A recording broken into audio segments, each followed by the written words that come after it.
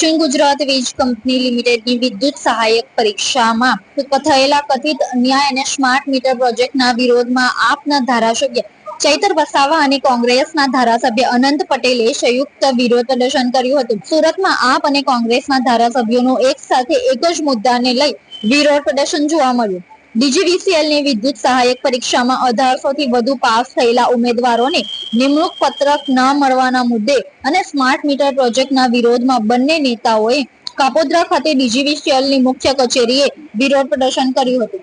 આપ અને કોંગ્રેસના ધારાસભ્યના નેતૃત્વ હેઠળ વિરોધ પ્રદર્શન કરવામાં આવ્યું હતું, જેમાં વહેલી સવારથી જ ડીજીવીસીએલની કચેરી ખાતે પોલીસનો ચુસ્ત બંદોબસ્ત ગોઠવી દેવામાં આવ્યો હતો. આશરે 5 મહિના પહેલા ડીજીવીસીએલની વિદ્યુત સહાયક પરીક્ષાના પરિણામો જાહેર થયા હતા, પરંતુ 1800 થી વધુ ઉમેદવારોને હજુ સુધી નિમણૂક પત્રક આપવામાં આવ્યા નથી. આ ઉમેદવારોમાં મોટાભાગના દક્ષિણ ગુજરાતના 6 જિલ્લાના આદિવાસી સમાજના યુવાનો છે. ચૈતર વસાવા અને અનંત પટેલે આક્ષેપ કર્યા છે કે ભરતી પ્રક્રિયા માટે દિલ્હીની એક ખાનગી કોન્ટ્રાક્ટ કંપનીને જવાબદારી સોંપવામાં આવી છે, જેમાં ગેરરીતિઓ થઈ રહી છે. આપના ધારાસભ્ય ચૈતર વસાવા અને કોંગ્રેસના ધારાસભ્ય અનંત પટેલના નેતૃત્વ હેઠળ આદિવાસી સમાજના યુવાનો દ્વારા ડીજીવીસીએલ ખાતે ઉગ્ર વિરોધ પ્રદર્શન કરવામાં આવ્યું હતું. વિરોધ પ્રદર્શન ઉગ્ર બનતા ડીજીવીસીએલના અધિકારીઓ અને ધારાસભ્યો વચ્ચે આ બાબતે ચર્ચા કરવામાં આવી હતી, જેમાં ડીજીવીસીએલ દ્વારા લેખિત બાહેંધરી આપવામાં આવી છે કે શનિવારથી 35 ઉમેદવારોને નિયમિત ઓર્ડર અપાશે. સાથે જ આગામી સમયમાં કુલ 100 લોકોની નવી નિમણૂકની જાહેરાત કરવામાં આવશે, તો ખાલી પડતી જગ્યા પ્રમાણે તબક્કાવાર ભરતી કરવામાં આવશે. જ્યાં તત્કાલ જરૂર હોય ત્યાં ખાનગી રીતે આઉટસોર્સિંગ પદ્ધતિથી કર્મચારીઓની નિમણૂક કરવામાં આવશે, પરંતુ જેમ જેમ જગ્યા ખાલી થશે તેમ તેમ નિયમિત નિમણૂક કરવામાં આવશે. બીજી તરફ વિરોધ કરી રહેલા ઉમેદવારોએ જણાવ્યું કે જો અનામત અને બિન અનામત કેટેગરી મુજબ રોસ્ટર પદ્ધતિનું પાલન નહીં થાય તો આગામી દિવસોમાં વધુ ઉગ્ર આંદોલન કરવામાં આવશે. હાલ તો બંને પક્ષ તરફથી વાટાઘાટ થયા બાદ મામલો શાંત પડ્યો છે, પરંતુ ઉમેદવારો હવે નવા ઓર્ડર અને નિમણૂક માટે રાહ જોઈ રહ્યા છે.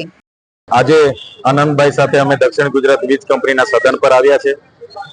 19/1/2025 ના રોજ જે ભરતી થઈ હતી, જેની પરીક્ષા લેવાઈ હતી, એવા એપ્રેન્ટિસ તાલીમ લીધેલા, એનસીવીટી ના પાસ કરેલા અને પોલ ટેસ્ટ પાસ કરેલા ઉમેદવારો જે પાસ થયા હતા, એમને નિમણૂક પત્ર ન આપીને દક્ષિણ ગુજરાત વીજ કંપની અન્યાય કર્યો હતો અને ખાનગી કોન્ટ્રાક્ટને આપીને એની ભરતી બારોબાર કરતા હતા, જેના વિરોધમાં અમે આવ્યા હતા.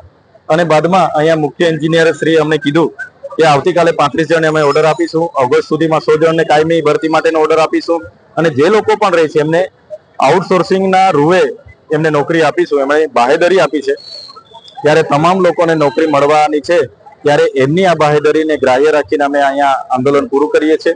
ઓગસ્ટ સુધીમાં જો આમ નથી થતું તો ફરી મોટું આંદોલન કરવાની ફરજ પડશે, તો અમે કરીશું.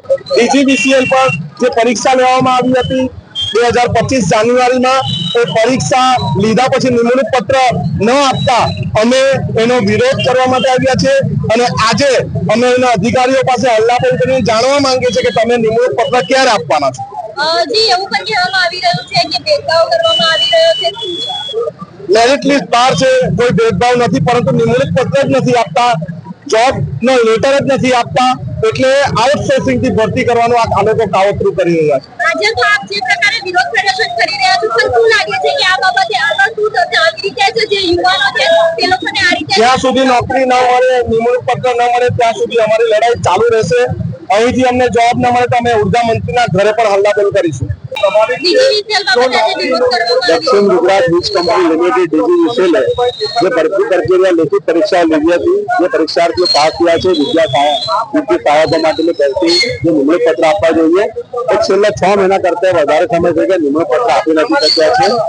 કોઈ એજન્સી આઉટસોર્સિંગ જે કામ કરે છે, રૂપિયા 200 કરોડ કોન્ટ્રાક્ટ છે, તો એજન્સીને દબાણમાં લોકો નિમણૂક પત્ર નથી આપી લે છે.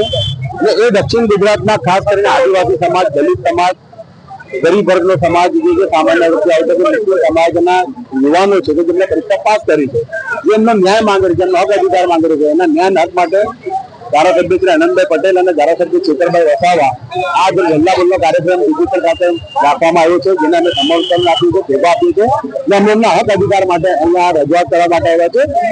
એમની પાસે જવાબ માંગવા આવ્યા છે કે નિમણૂક પત્ર કેટલા દિવસમાં તમે આપશો, અને નહીં આપશો તો આવનાર દિવસમાં આનંદભાઈ અને ચેતરભાઈના આગેવાની હેઠળ ઉર્જા મંત્રી કનુભાઈ દેસાઈના ઘરે વલસાડ ખાતે પણ અમે હલ્લાબોલ કાર્યક્રમ કરીશું. એપ્રેન્ટિસ લાઇનમેન ની જે તાલીમ છે જે અમારા કેન્ડિડેટ પૂર્ણ કરે છે એમાંથી અમે વિદ્યુત સહાયક હેલ્પરની જગ્યા ભરીએ છીએ.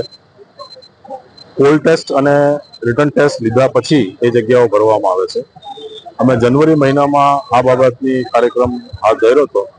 જે તે સમયે અમારી પાસે બહુ ઓછી જગ્યાઓ હોવાથી એ જે સિલેક્ટ યાદી હતી એને આપણે ઓપરેટ નહોતું કર્યું.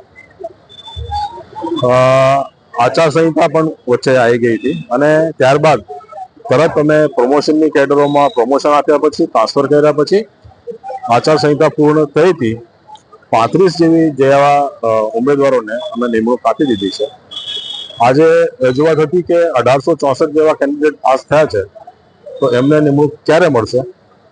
તો એ બાબતે જણાવું કે જે રેગ્યુલર મહેકમમાં જગ્યાઓ ઉપલબ્ધ થશે તેમ તેમ જગ્યાઓ ભરવામાં આવશે મેરિટ લિસ્ટમાંથી.